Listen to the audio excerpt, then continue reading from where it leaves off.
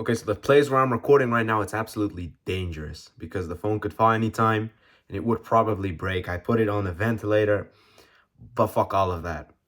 How do you gym, which is like lifting weights, when you work like a manual labor job? So I'm talking about maybe you work construction, maybe you work in a factory where you have to stand all day or, do those, you have to sit on a chair and you have to do the same movement for 8 hours every day. Or maybe you work or you're a bit younger, right? And you're working in a supermarket, you're working in a store, and you have to fill the shelves up and stuff. It's also like physical work, like you're standing. How do you combine these types of jobs with exercising in a gym and actually making good progress? This is going to be like a prompt guide that, a brief guide, because this is something I experienced. I worked in a factory a couple months, and then it was really difficult to do gym workouts basically as you would do them normally if you weren't doing these type of jobs. Think of it first, right? The first important step.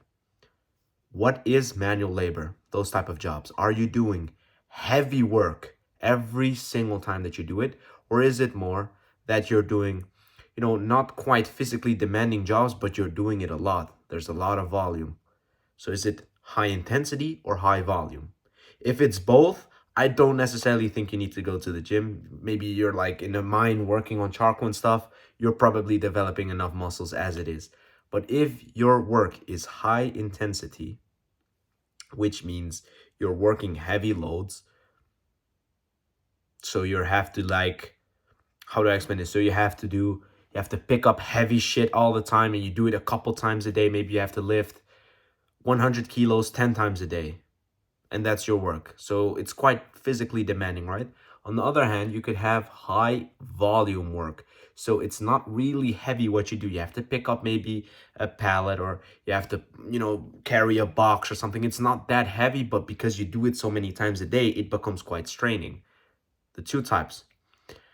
Now we're going to look at your exercising. My favorite movement patterns include having high intensity compound movement lifts. So I'm talking about the bench press, the overhead press, the squat, the deadlift, those exercises. And I like to combine them with more or less called like accessory work. So where you're doing your bicep curls or your leg curls, or maybe you're doing like your lateral raises, those kind of movements, right? Those are typically high volume, low intensity. No one's doing like dumbbell curls for 3 reps and then with super heavy weight. It doesn't make any sense, right? You've never heard of it before.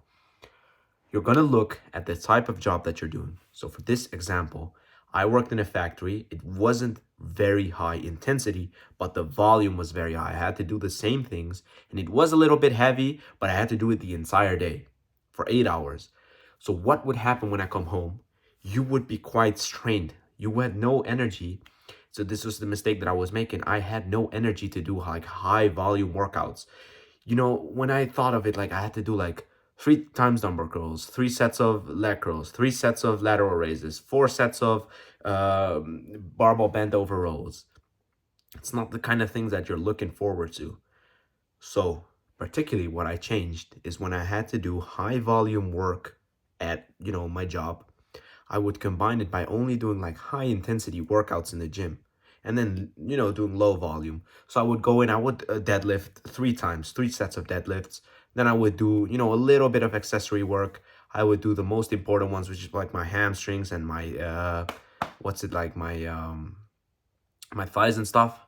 You just train that and you call it a day. You go back home. You make sure that when you do the compound lifts, the high intensity, you just focus on really, really grinding it out.